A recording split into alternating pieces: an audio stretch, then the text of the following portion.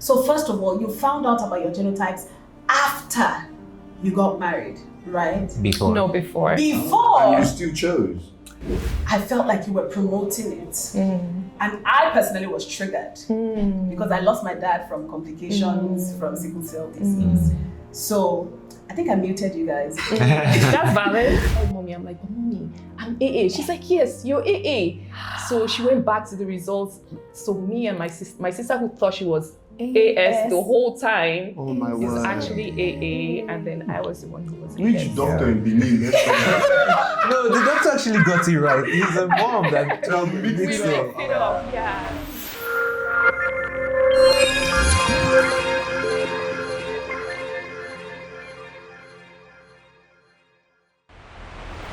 Hi people, we are back on Transparent, Toyosi and Danielle being transparent. But this time it's different, it's special because we have guests on set. You know, we tried this guest thing, right? Initially it was just us talking and then we started seeing some comments. Can they invite their friends? Can they invite people to the set? Or are they just talking, right? So I don't know that we're done talking alone, but I think sometimes, and I think we've seen feedback from the episodes that we had with guests, right? So today we have a special couple here. I have followed them for a long time. I have criticized them at some point. I sent it to them directly. I don't know if they remember. Let me introduce them properly and then we'll talk about it. They are the Shofs, Bisola and Shay. Welcome to Transparent. Thank you. Thanks Thanks for having us. Welcome to Lagos as well. We were talking about the heat earlier because, of course, that's something you talk about with IJG. So how is the heat team? Please don't classify me like that. You are an IJGB. Because off camera, you were saying the last time you were here was when? Was none of the cameras. Was a little too long, and I'm embarrassed by that. But Let's just say only our son was born then. Wow. Ooh, right? Yeah, we know the age, right?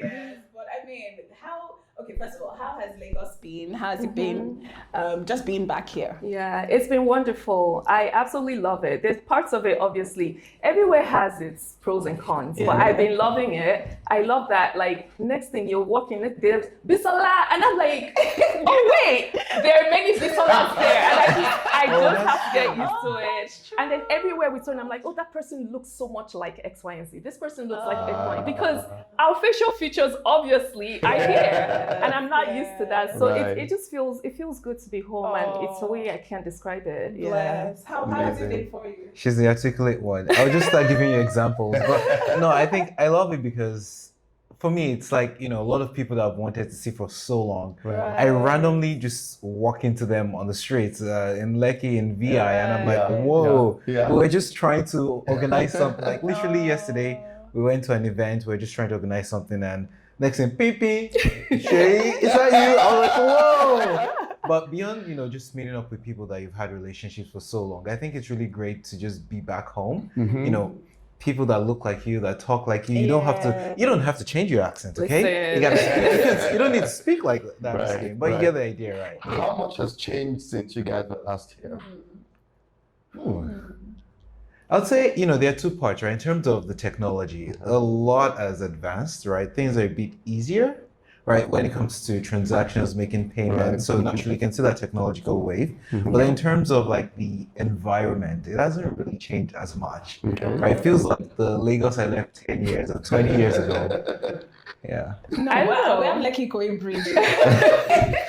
No, that was here then, right? Have you been on the coastal Lekki highway? Koyi Bridge. No. It wasn't? Lekki Koyi Bridge was not 10 years ago. Huh, you told them now? You told them 10 years was the last. That's fine. I'm kidding. 100 years ago. Okay. Yeah. Maybe 20 minutes? Yeah. But have you been on the coastal highway? We were. For me, it's hard to say what has changed because I didn't live in Lagos when I was in Nigeria, so I don't know what wasn't. So I'm just vibing with it. I was in Benin. I grew up in Benin. Oh, she be sad. All the village people. Wow, is that why you ran? Did you run from Benin? No, I actually liked it. Sorry. Benin is calm. You should try it sometime. Lagos dry is a bit too much. Let's define calm. I like the vibe. Yeah. When you grew up in Benin, GRA, yeah. You look like a GRA kid. Speak Benin Pidgin for them so they'll know you're not good at that. I love it. Oh my gosh, I absolutely love it. Did you guys meet here or? No, we met in the US. Okay. Yeah. Okay. How did you guys meet? Which story do I you was want? gonna say, apparently there's two versions, but I say that we met through his sister who was trying to connect us together. Like his sister and my sister were friends, and they What was figured the they sister? figured that we would make good partners, and here we are. And Wow, then that's an right. extremely abbreviated version. Like, wow. Okay, tell us your version. Oh my God, you guys should not bring him on the show. No. Okay. So my sister, I hope she's not watching this. She can be a lot. And so she was like, I have this friend that has a sister, you should meet her. And I was like, no way, I'm not interested in my sister's friend's sister. Ew. That's how my mind was. And so like 6 months passed, I didn't do anything. And then I went to a graduation party of a friend, and then I saw this beautiful lady. And as I saw her, the sun shone. The sun was rising. It was like golden hour when you're recording. Wow. Whoa. Okay, so I was like, all right, let me talk to her. But then because she was so bright and shiny, everybody was cute. So I was like, all right, I'll take my time. I'm not going to talk. And then after that party, I told my sister, let's organize a get together. Invite your friend and just casually tell her to bring her sister along. And so she thought she was just coming for a casual get together. I knew what I had planned, and we got talking, and then I met her and she was like, oh, I'm just looking for a friend. I'm not interested in anyone. I was like, no, that's okay. I just got out of a relationship not too long ago. I'm not even looking to date. Are you kidding? No, not at all. And so we were friends for like 3 months, and then she started catching the feels. Oh, you said I love you first? No. She caught the feels, but she still made me go fast and pray after that. But yeah, that's She kind of how we said met. fast and pray. Okay, pray. Okay. She said pray. Yeah, let's not talk to each You other have for to be 3 days. aligned in the physical and the spiritual. Come on. Absolutely, I love it. Clock I love it. Oh my goodness. Well, that's interesting. And then everything just happened. Everything just and- happened. Yeah. Yes. So how is it first of all, I want to talk about content creation. I also want to talk about you guys being in the diaspora. You look like you're thriving. Your videos are beautiful. Your beautiful kids, your beautiful holidays. Like I follow you guys. I watch you I guys. do think that the videos are one of the main reasons why a lot of people chat out. They just look at you guys Wow. and they're like, we want that life. Oh my God. We want. We've been there for 20 years, so it didn't happen overnight. Oh my. That's We're funny. talking about Jack buying. I feel like that has reduced. The Mhm, rate of somewhat. people leaving has reduced. Do you have any thoughts towards that? Like, why? There was a time everybody wanted to leave, and now it doesn't seem like people are eager to leave.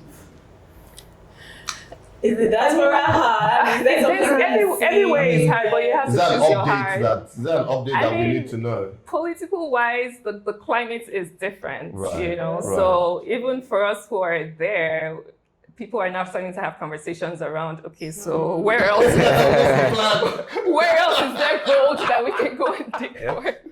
Right. So I think that may factor into it, at least for us in the US, that might be the thing there. I wouldn't say like I was ready to jackpot, like I was only 18 when I moved. So it was more of my parents were like, okay, your admission is ready, start going. Right. And they just thought I would have a better life there. And they just Wow. shipped me off and I went there and, I guess they had Yeah. some foresight because Yeah. things are rough in different places. Yeah. But yes, okay. So how is it raising a family internationally?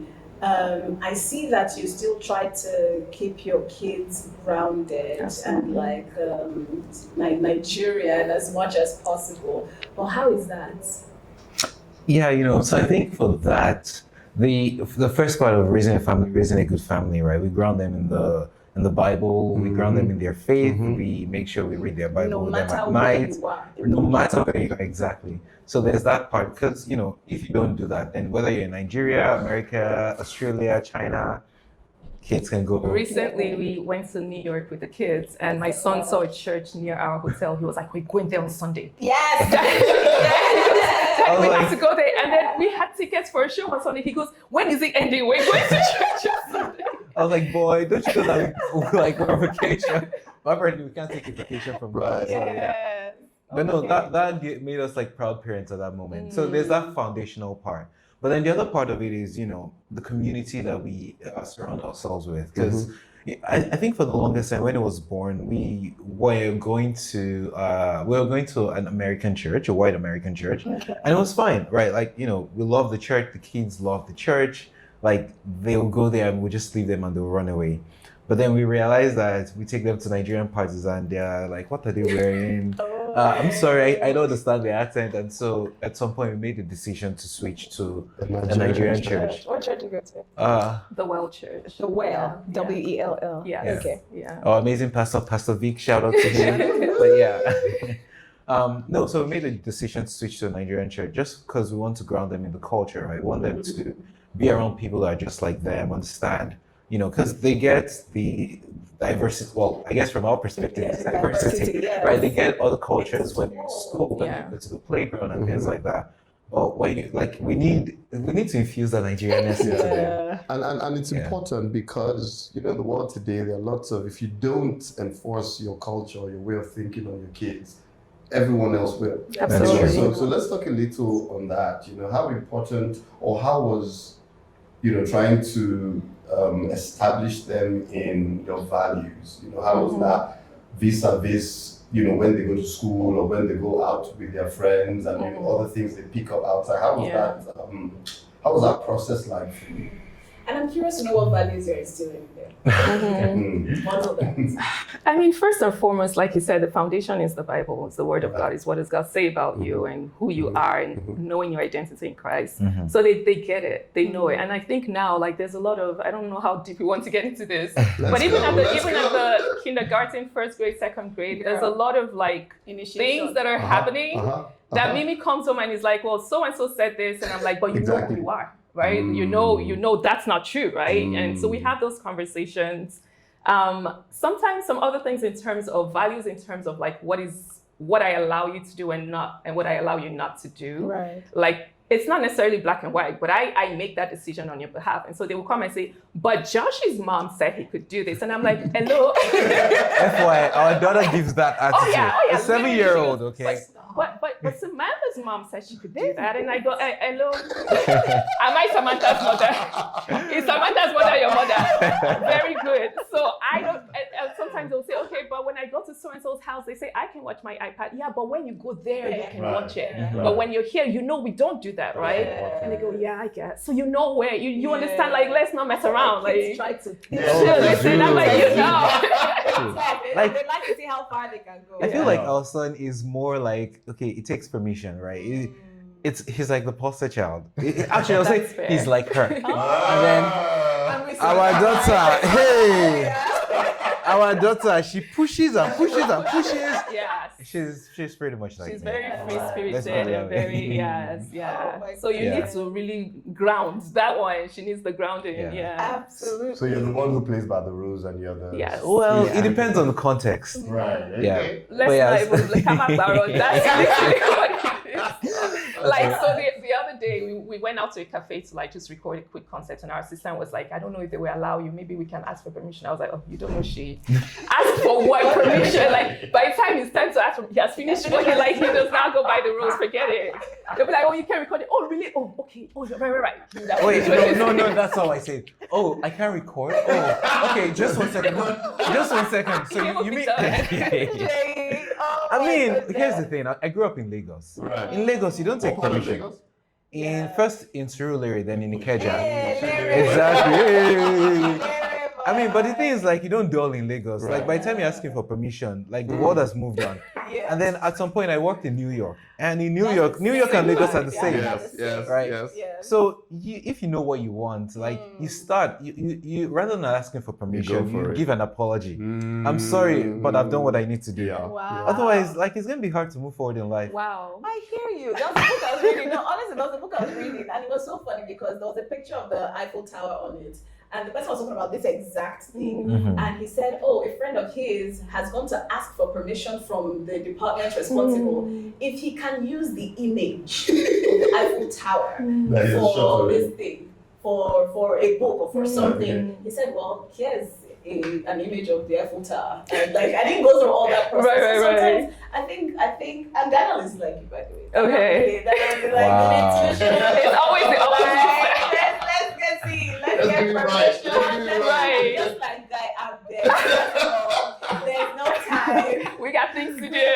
Please, I'll not be sending an email. And Yeah. I mean, of course, there are boundaries, right? It's not like, oh, we're crazy Sure. and doing that. But I feel like there's some things you just take the bull by the horns. Mhm. And then- Sis. No, I think the magic word here is balance. Balance. I was Yeah. gonna say So, and that is that. why You God need puts both, both of us. exactly. You need both. You need both to move forward. But yeah. Absolutely, but you broke a rule. Were you going to say something? No, I was just gonna add one more thing about the raising the values. Yeah. Okay, so in addition to what she said, the other thing we try to do is like instill financial values in our kids. Right. Because, you know, growing up, right, our parents talk to us about money. Well, my parents, you know, I understood about money. They talked to us about stocks and whatnot. But we didn't necessarily, and actually my dad, I think when I was 10 or 11, he bought stocks for me. I don't know what happened to those stocks anyways.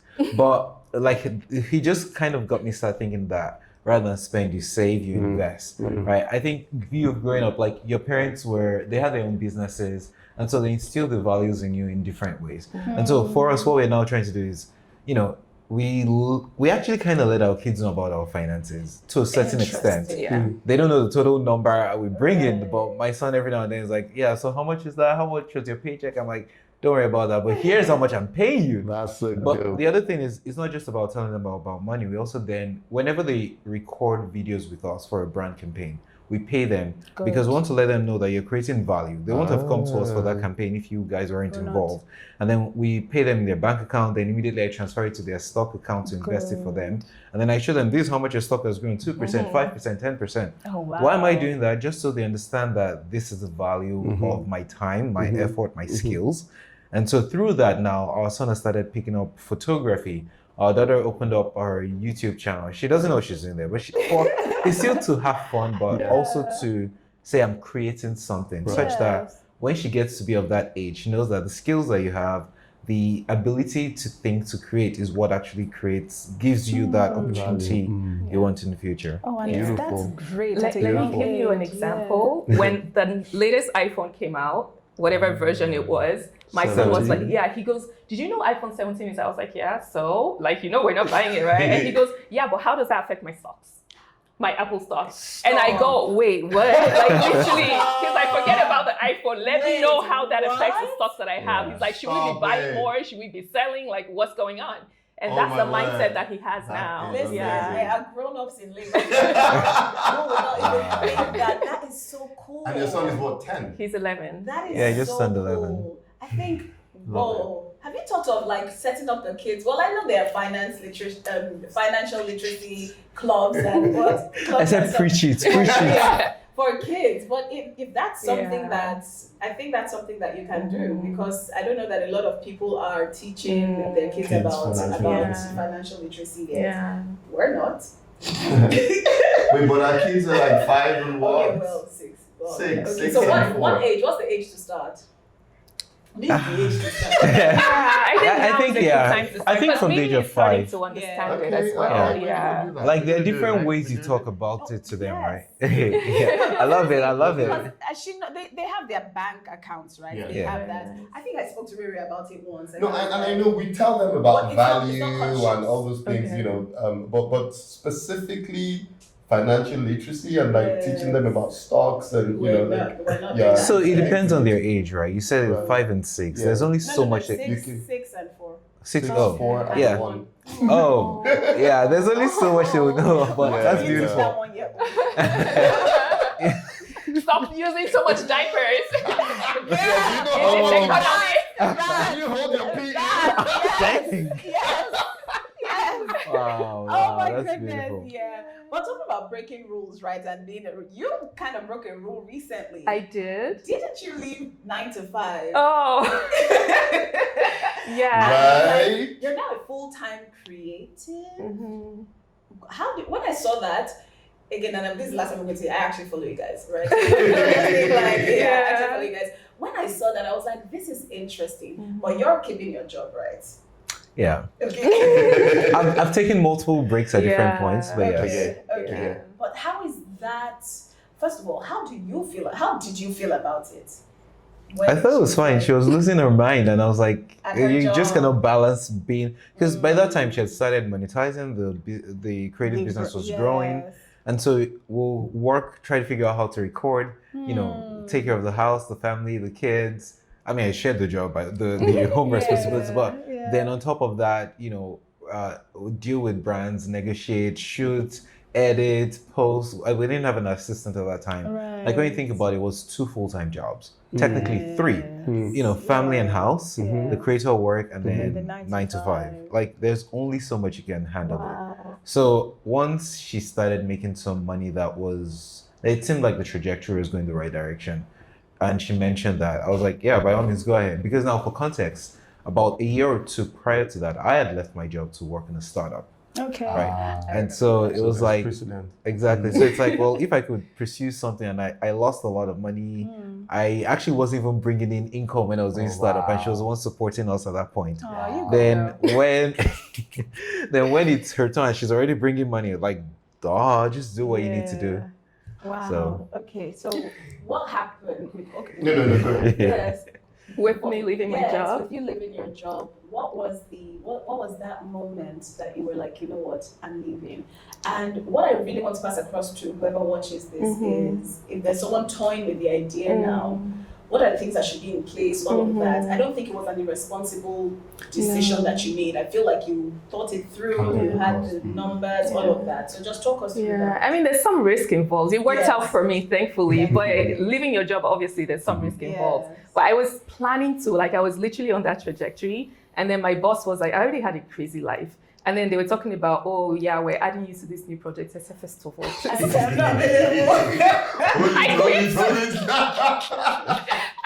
doing it again. They were like, what do you mean? I was like, yeah, actually, I'm just tired. I just need to, I literally, that was it. I told him, I was like, what about now? Do we really need to wait till 6 months? And so he was like, if you double down, lock in, man, lock in and put your all into this. You can grow this thing like mad. And I was like, all right, bet, let's do this. That was how I locked in. I stopped thinking as per I'm just having fun online. Now I got to make money. And how do I make money? Put out the content, connect with people, they engage with you, reach out to brands on the business side. Don't mess around. Let's reach out, let's do this thing. I got management.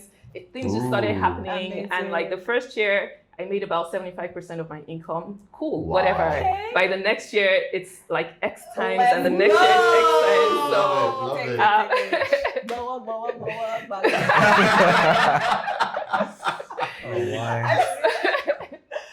So I didn't leave with nothing in my hands. I had a foundation, something I had been building for a couple of years. And then by the time I left, I knew the next steps to get me to where I wanted to go to. And I'm not even really there. We're still going, but you've got some cool relationships. Absolutely. I've been truly favored. Yes. I saw the Times Square one, that T-Mobile one. I didn't see the video. I just saw the T-Mobile. It was just us having fun. That had nothing to do with T-Mobile. Yes. That was good. And then you've just had what are the steps? In America, right? It's different here. I've learned in America, and I like the States because even micro influencers have a winning chance. Right? They stand a winning chance. Right? Here, it's a lot of times. The micro influencers are coming up now, yes, but a lot of times it's the known faces, the guys with the millions of followers and all of that. But in the States, I see smaller influencers and brand partners just doing stuff with big brands. So it's the brands truly appreciate your community and what you're bringing in. Yeah. But what are the steps? Yeah, it's not about who connects me with. Right. No. It's just they see your work, they like your work. A lot of times they reach out and say, I love your family and I like the energy, or it just kind of aligns with our brand is what they usually say. And I'm like, bet, let's work together. Most recently, we worked with Duracell batteries. We worked with Amtrak. It's a train. Yeah. I saw Amtrak. Yeah. I live in New York, by the way. Oh, nice. Yeah. 3 years? Wow. 3 years. Oh, yeah. You guys have a lot in common. I live in New York. You know I live in New York. No, Amtrak is, they have a big route from New York. Major. Yeah. I saw the Amtrak because you got on the train to New York. Yes. That was yeah.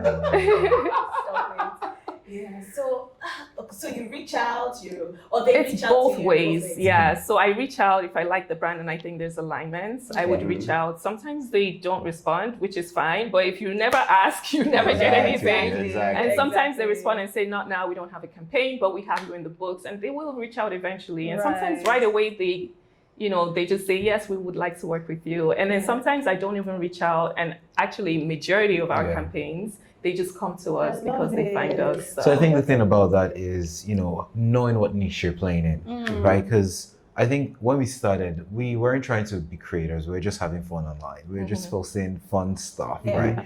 And so we weren't getting so much brands then. We were just growing. But then later we came to the realization that that's all fine, but like, when you go cool. Yes, that's true. But the other part was, as we said, I'm like the creative, fun, crazy one. She's the more focused, value-driven one. And she was like, Shay, I don't know this creative concepts or the fun concepts. Like, what's value we are passing to people? And I'm like, to make them laugh. Come on. And she was like, yeah, no, it needs to be more than that. Like, there are other things we're doing in our lives. And so that's how we started introducing more, the finance, the family, the faith, and all of that. And then what we noticed was as we started doing that more, brands actually loved it, right? And so we realized, our niche is family, right? We want to present a wholesome family, and brands want a wholesome family to represent their products and their goods. And so the more we did that, the more we realized brands came. And so we started upping our quality. We stopped recording with the phone. We started recording with the camera. I had to learn about, all the different camera settings, taking better pictures, renovating our house. Like, because in the end, when you think about it as a business and not just as having fun, you need to make an investment in the business. You need to make sure you have the right equipment. You need to make sure you have the right setting. Sometimes you get somebody to record for you instead of you recording yourself. So all of those things, we at some point we started changing our wardrobe because it's like, you gotta show up the right way. So those are some of the steps it took to position us better. We still know like where we want to go, and it's still far. But I want to get that six-figure single brand campaign. Right. By God's grace, we'll hit that this year, right? That's the goal. Amen. So go ahead. Does it take the fun out of what it was fun initially? Now that it's like business, are you still having fun? Does it?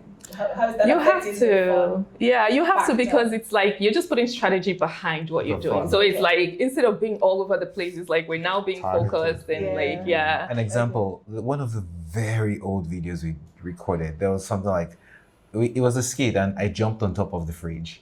I mean, I'm like, technically, that's kind of the things I do normally anyway. But that's valid. So that is it's literally valid. I can't begin to imagine how your home is like.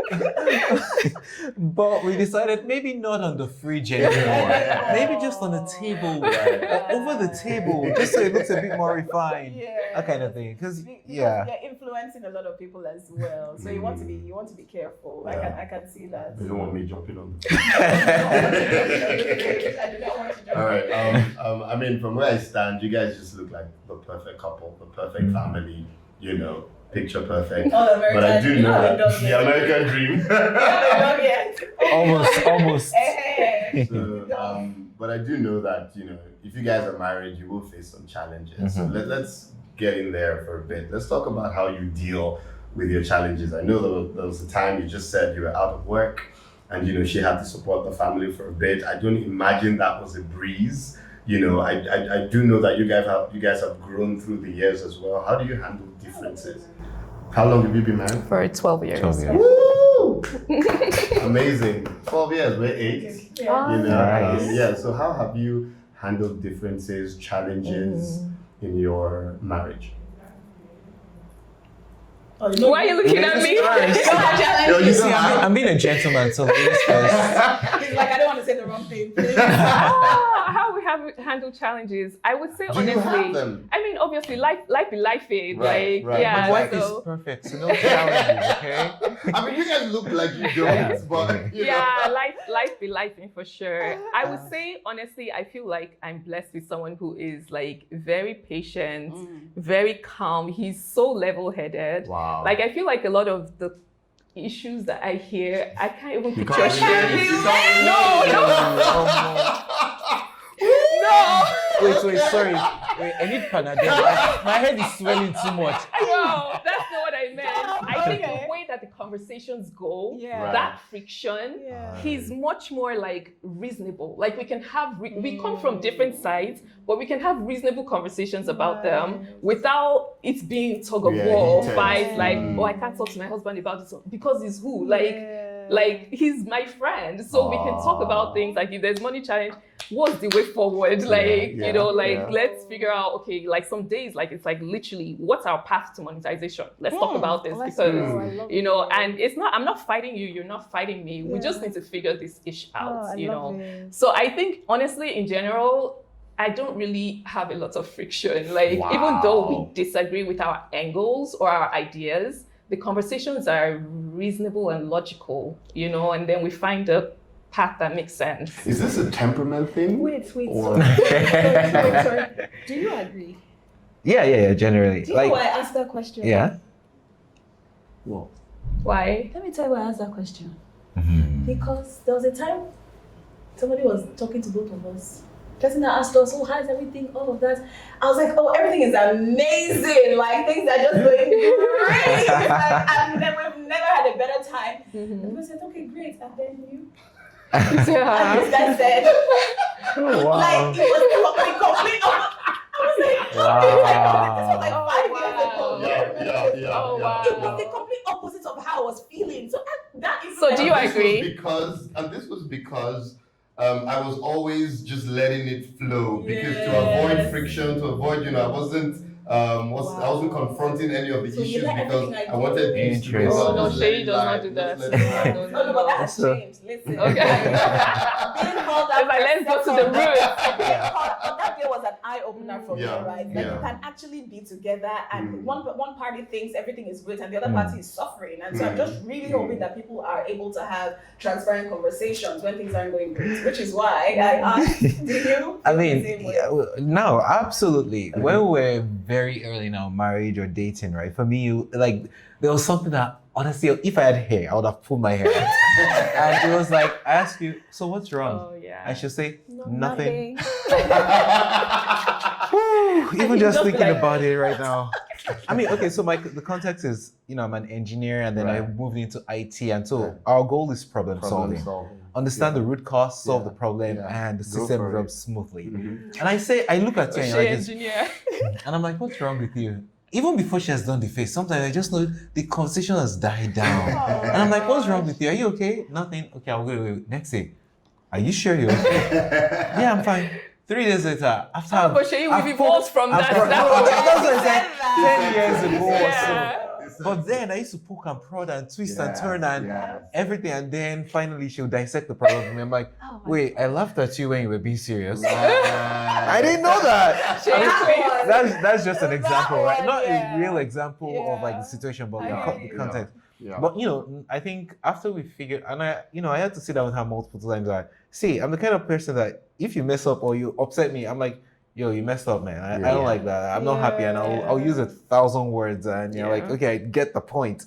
And she was the kind of person that is like, I want to soak it in and marinate, and I'm like, don't marinate with me. Like, just tell me, dude, you messed up. If you can say, you offended me, but I'm not ready to talk about it. That's better than keeping quiet. And so I think over the years, we got to that point, and I've learned to be a bit more attentive, I'll say. Not all the time, because I still mess up a lot.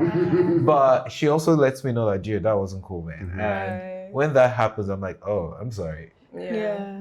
And so, Do you think there's a year you get to, well, actually, I think I know the answer to this, right? Because you've said some of the things were from like way back, for us as well, way back, but it seems like you get to a point, they're not calling the something of velocity. What's that thing when the airplane is Escape going up? velocity. Escape velocity. Yeah. Then you get to that point where, okay, you can now go smoothly.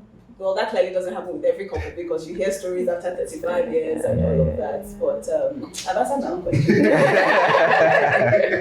I love it. Yeah. Okay. Yeah. So I was gonna ask if it was a temperament thing, and I think largely it is. You meet. Well, I don't want to answer the question. Might be.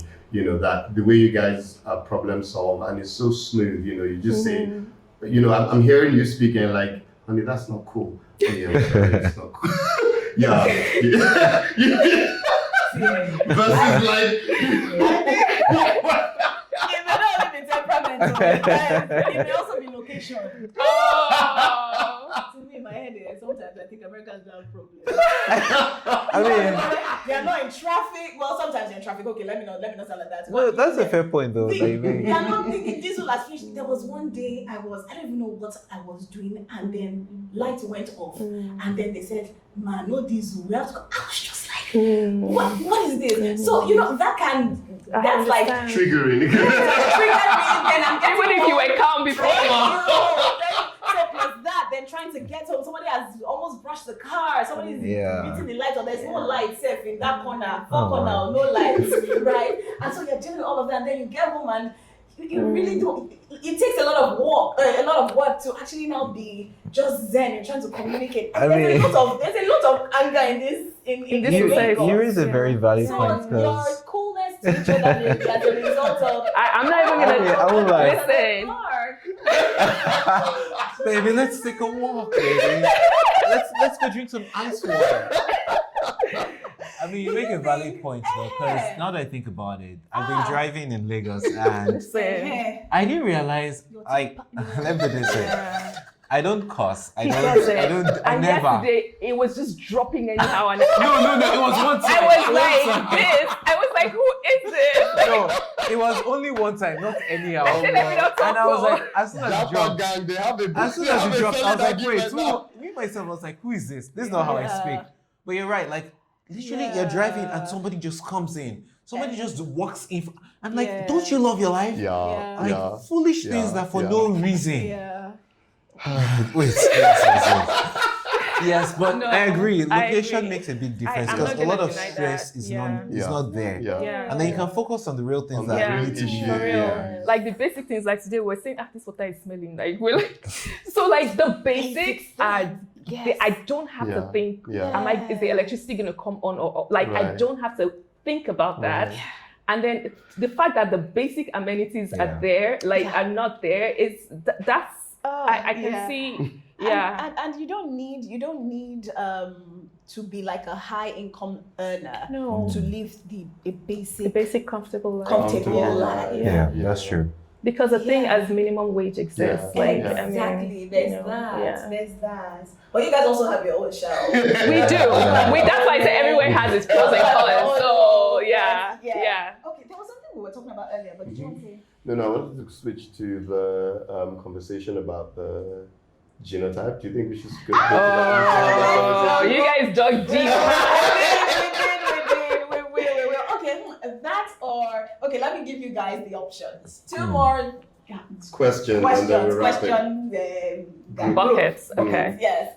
One is AI and content creation. Are you concerned about being just redundant soon, right? Soon they can just draw families and everything. But McDonald's also had the clapback, right? The issues, because they came up with like this full AI Christmas ad, and everybody just piled on and said, "What kind of my friend, you give us real human beings, right?" But maybe that's this year? Who knows? Maybe next year it will be the norm. So, are there any concerns about that? Should we do that? And then we'll now talk about your. Let's talk about the genotype, because I think it ties to the last question actually. All right. And then we'll go into that. Okay, so we'll go into this. Okay, so both of you are carriers, right?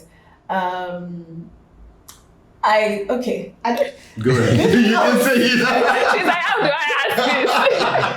And I'll share. So when I saw the video of both of you saying, "Oh, you're both carriers and you don't have any child living with sickle cell disease," I felt like you were promoting it, and I personally was triggered because I lost my dad from complications from sickle cell disease.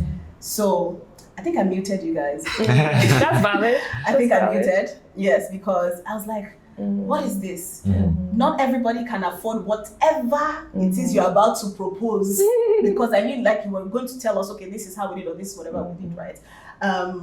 This is Africa. Not everybody can afford that. So those were my own personal reactions, right? But then I took time after to watch and just hear you out. And I didn't hear you out. So first of all, you found out about your genotypes after you got married, right? Before. No, before. Before. And you still chose. So you know when you ask us what is like difficulty and challenges that we face, I feel like the reason why nothing can shake us now is that was the biggest challenge we faced before we got married, and we found a way to overcome it. It was like a 3-year challenge, or 2 or 3 years that, you know, it wasn't just us, you know, family, in-laws, extended in-laws, all of them having dreams that this is not the way to go. God has told me, and if I go into the things I said, but let's keep that aside. So that was the biggest challenge, and we were able to really walk through it. And, you know, we'll talk through that in a minute. But I think once we overcame that challenge together, then we realized that, you know, we've gone through the hard things. Like, even if we have challenges in our marriage, we're just going to walk through it. Right. Okay.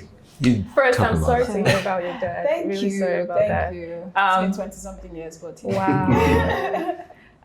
Okay, so how we got to find out. So we were engaged, and he called his dad, like, oh, Dad, I had to engage you or whatever. And he goes, okay, can you genotype it?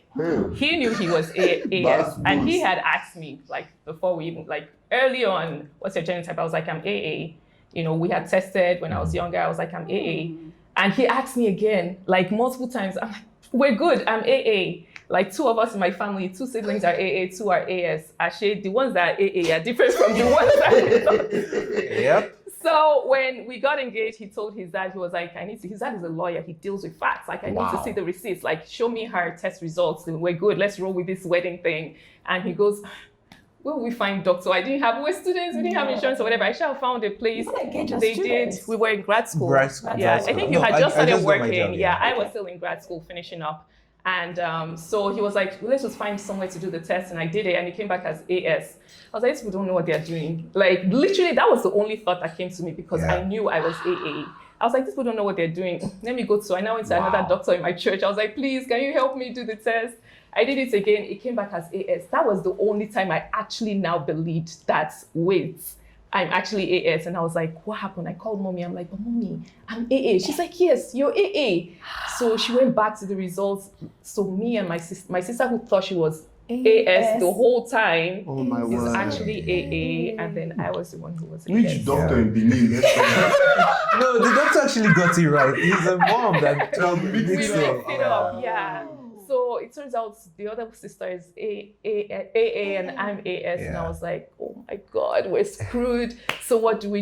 We start doing our research, and she's like, he has to work. We have to now, before that, all my life, because my parents are, you know, they had told me, like, literally, I feel like the first thing I knew how to say, don't marry AS. As a kid, that kind of thing. They told me that you're AS, don't marry AS, because there's a risk you have a single cell child. So, like, it was drilled into me. I understood that because they had a family friend and the son was always sick, right? And so I just knew that was a fundamental. So, I mean, it's not like I was using that as a filter for dating, but I think whenever I didn't date anybody before her, but whenever I was dating, whenever I was dating, I was like, oh, what are you? And that kind of thing. So I asked her, like, when she finally agreed for me after I had fasted and prayed. And it was like, oh, yeah, I'm AA. I was like, oh, perfect. God answered my prayer really, really good. So that was my mindset. And so when my dad was like, dude, double check, right? I was like, she's AA. She's not a big deal. But as she said, my dad is like, is a lawyer. He doesn't take, like, he doesn't take It's not that he doesn't words. believe him. It's just he needs the evidence. I need the evidence. Yeah. So when we found that out, it was like, what do we do? Do we give up 3 years of friendship and a relationship, or do we say, let's proceed? And so for me, I was like, I can't just say no to something I know is right for me. What's the answer? But then I also can't just say, I'm going to wing it, because when I do the statistics, there's a 25% chance that a child will be sick. And I've seen kids being sick that I don't even have the financial capacity, not talk of the emotional capacity to deal with a sick kid. So the only solution now is prevention. What is the preventive mechanism? So we talked to people, talked to doctors, did research. ChatGPT wasn't out there, otherwise I would have found the answer in like 1 minute. But like, we had a lot of conversations with doctors and found out there are potential ways to prevent it. And there are potential cures, but the cures are prohibitively expensive and they're not even guaranteed to work. The research is still being done.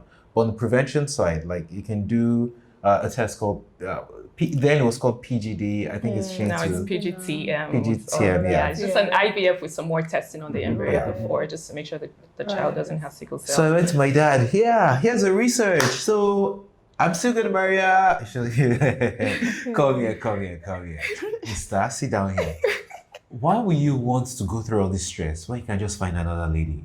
And I was like, I mean, that makes sense logically, but I love this woman. I know that this is a person that gets me, that see his face. I know that this is a person that gets me, that compliments me, that I have my strengths, she has a strength, we have our weaknesses and we complement each other. And so why do I want to just let go of this person for this if there's a chance that I can prevent it and I can solve it? Because think about it this way. My lawyers, they mitigate risk. Engineers, they solve problems. So I was thinking about it from a problem-solving perspective. He was thinking about it. Like, what? Wow. I mean, so that's the lens. And so he didn't get me. He was confused that why is my son not listening to me for the first time in his life? Wow. And so he flew all the way from Nigeria for a few days or a week. He didn't even bring a suitcase. He just brought his briefcase, his clothes in there, just to have a conversation with his son that this makes no sense. And I'm like, Daddy, I love you. I respect you. But I prayed about this relationship before even going into it. When this year we found the genotype, we actually fasted and prayed for like 30 days on, is this the right path? Is this not even so much should we get married, but like, is this the right path? Is this the right person? Is there like, will our kids be fine? And what did God say to you? We got like, I forget the Bible verse now, I shouldn't, but we got a Bible verse that at that point brought peace to us. Not because we were searching, but because it was in a place of prayer. And so it's like, okay, we believe God is telling us that this is fine for both of us. Then what are the steps to prevent this? And so the research, your parents were generally fine, right? My parents were like, okay, so what are you gonna do? Like, and I showed them, they did their own research, confirmed it. Okay, if you go this path and it seems like you can prevent it, what are his parents saying? They don't like it. Okay, so no. I mean, they're like, for them, they were more concerned, like, I'm not going to send my daughter to a home where she's not welcome. Like, no, we're not doing that. We're too... And so that caused friction with our families, even before we got married, right? The Bisola that they loved, all of a sudden turned to like, we're not really going to interact with her so much because we don't want to put pressure. Like, they didn't say anything bad about her, but it's like, we can't say don't marry her, but we are sort of encouraging the relationship by interacting with her. And so she always felt like an outcast, the third, what they call it, the second born. It's not me that said it too. In case they're watching. You're writing a book on it, right? You're writing a book on it. Okay, that's fine. But, it felt like they no longer loved her. That's how it felt to her. And I tried to protect her from that, but also still tried to tell my parents, I understand, I've done my research, I'm going to get the best job so I can get health insurance that can cover the medical procedure to prevent an SS child. But they just didn't understand. So for 2 years, all right, we both kind of were in this limbo that are we going to get married? Are we not going to get married? Will this work? Will this not work? Eventually, at some point, my dad even said like, if you proceed with this, just count me that I'm not your father anymore. Wow. And I was like, okay, Dad, I understand. You've said that, but guess what? I'll still be your son whether you say it or not. So, but this is my decision, and I've chosen this person. And it's like, yeah, I'm not going to be there if you guys decide to get married. I'm like, I'm not going to get married without your blessing. But guess what? There's a time on my patience. Yeah. I didn't directly say that, but I implied that. And so after about 2 years, right? I think they realized, okay, these guys are really serious. They've done their research. I mean, it was a tough 2 years. I can imagine. It was a tough 2 years, but eventually they came to the point that this guy is serious, this girl is serious. They have done all they can do to try to convince us. They have tried to honor us. And at some point, we just have to let it go. And so in January of 2013, they were like, sure, whatever. Wow. And in April of 2020, found that wedding real fast. Found that wedding fast. April, yo. Yeah. Wow. Yeah. Wow. And then what do you feel like after the process and you got your babies and they were not sick? I mean, every time he knows this, every time, even their birthdays, I'm like, God, I thank you for your favor. That's all I can say, because thank you for science, thank you for favor, thank you for all of the above, because I can't imagine being in and out of the hospital, having a child who's constantly sick and the strain that it will put on a so-called marriage that you claim you love each other. So I just give all the thanks to God all the time. That's really all I can say. And to give you more context, Toyosi, and about where you're coming from, since we put that story out, when I say I get DMs, like even till now, I still get DMs, lengthy DMs, and I've seen all different perspectives. All of them. I've seen people from your angle. I've seen people who have gone ahead to get married behind their parents' backs and don't tell their families, and they're like, what do I do? There was one that messaged me that said, I have an abortion scheduled for next week because the baby is SS. And so if these things are happening, I feel like someone has to have the conversation, right? The conversation of don't get married because you're AS and AS is enough to an extent, but I'm realizing it's not covering the basis because there are people who are getting married anyway and don't have information. They're just winging it. There was one that messaged me that, they winged it. They didn't tell the parents because they found out the week before. You know, when you're doing marriage counseling, they found out that week before when the church forced them to. So they didn't tell the parents. They got married. The first child, they prayed and the child was fine. They now said they would pray again. The second child was not fine. So she did an abortion, and since then her life was upside down. She couldn't handle it mentally. So she said, I'm not the same person again. Like, it's just affected my whole entire. So I've seen the whole spectrum, and I just feel like we need to have a wider range. People living with it as well. So I just feel like we really need to expand the conversation, as hard as it is, especially for people who are living with sickle cell or are affected by sickle cell. It's hard to hear it, but I really do think that the education is needed. Consider adoption. It's not the end of the world. Consider IVF, and if you can't afford or you don't want to do any of these things, look for somebody. And I think Go I say apart. something. I did a film about this topic, and in the film I played a character that was, prayerful, and he was like a pastor, and who was AS, and his wife was AS, and he was like he was a believer and was convinced that God wanted him to marry the girl, and went ahead and married the girl, and their kids came out, and their kids were sicklers, and their kids sickle cell carriers, and their kids died. So and it totally broke them, But I want to say this, that it's important, the process you guys went through. It's important that you take time to ask God for direction. And to you, the direction was probably go ahead. To another person, the direction might be something else. It's important to ask your maker to direct you, and then you follow that instruction. When you're in his will, whatever you face, you're able to bear. Whatever challenges that come, when you're in his will, you're equipped to carry, you're equipped to bear. Okay. You disagree?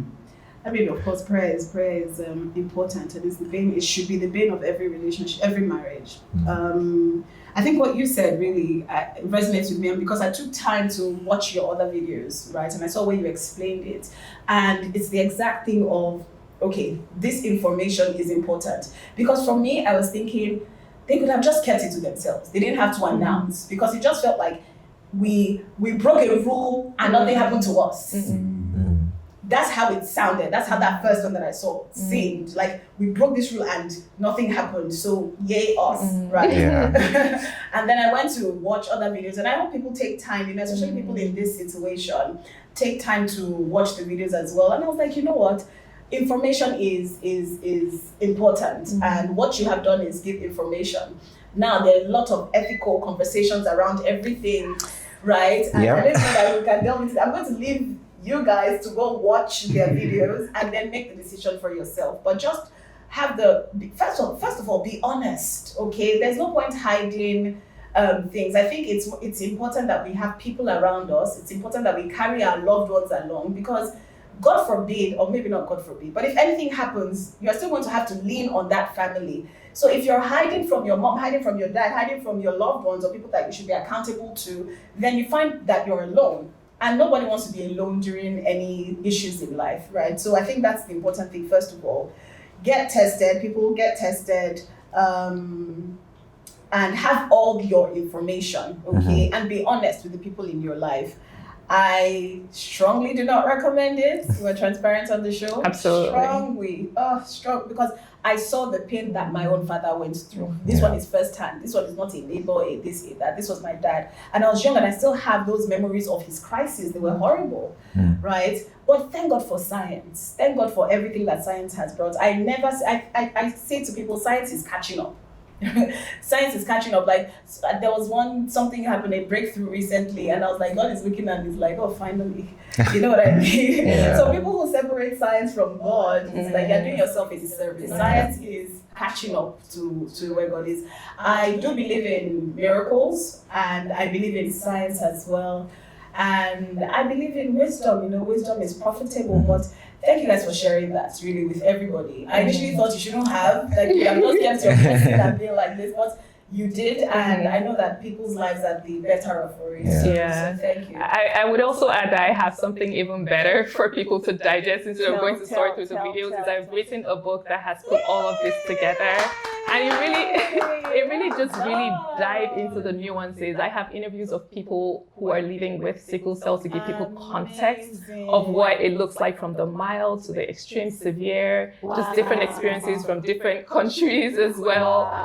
The ethical conversation is in there as well. We talk about the ethics of IVF. We talk about what happens to the unused embryos. I mean, any single nuance. We talk about how to have the conversations with parents. We talk about testing. We talk about any nuance that you can think. The finances. We talk about the finances. There's dollars, there's naira in there. We talk about references where you can do IVF. The spiritual part. The spiritual conversation as well. What does God say about IVF? Like, all of these things is in that book, and I've worked so hard on it. What's the book called? So it is called Love Does Care. Love Does Care. And there's context as to why I named it that book. Okay. And when is it out? It's going to be out in January, actually. So In Q1. In Q1. I'm trying to get her to plan another trip, a book tour in Q1 next year. Yeah. So we can have that conversation. Yeah. So yeah, and I also think that when that first video was out, we were such newbies in That was like one of our first few that YouTube videos. we were, I would say, not mature in You content. guys were giggling. Yeah. You were giggling. It was literally like our second YouTube video or something. So we learned a lot.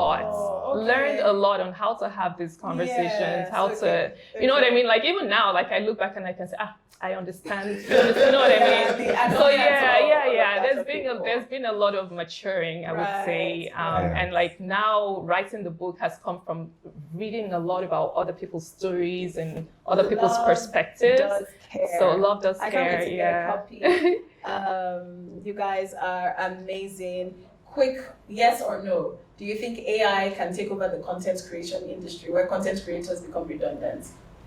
I say no. No? I say it can take away the manual parts of the job, right? A lot of the, like, for example, trying to source a location, I can just AI the thing, right? Trying to do cut out the ums and ums, I can do that. But I think in terms of storytelling, AI cannot do that. It can't do that. Because in the end, as much as I'm watching videos to entertain myself, when I'm trying to connect, I want to connect with a person, right? And it's hard to connect with someone that I know is not real. If I don't know the person is not real, I may connect, but the moment I know the person is not real, all of a sudden something switches in my brain that I feel like I've been deceived.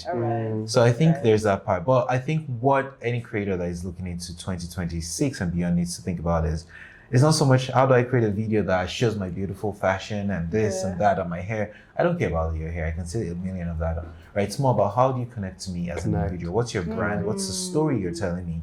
And the story is not just about the outfit. Well, actually, the story can be about the outfit, but you tie that into your life and why that matters. There's this lady that she follows, and her thing is, like, what's the Fatu lady? What does she call it? Decent fashion or something? Modest fashion. And that's the story, right? Okay. She's a lady. It's fashion, but there's a bit more depth. And then she ties her life into it. Amazing. Of course, I will follow that person for as long as. They say yes or no. Okay, yeah. Anyway, sorry. You get the idea. That's the part of my dad that I took. You talk fast. I said, getting signals and all of that. You guys are amazing. I'm hoping we can do this again soon. Maybe when we come to Maryland. Please let us know. We'll let you know when we're around. I hope you have fun. Your mainstay in Lagos. Thank you. Guys, we have had an Yes. amazing time with the Enlightening Shofs. conversation. Enlightening. You know, I wasn't sure what to expect, but honestly, it has been so much fun. Yeah. Thank you for you. coming, Thank you, guys. Bisola and Sheyi. Yeah. We hope you have much more in December because sometimes they can't. But yeah. Yeah, so we'll see you guys next time. Love you. Stay kind to one another. Bye. Thanks.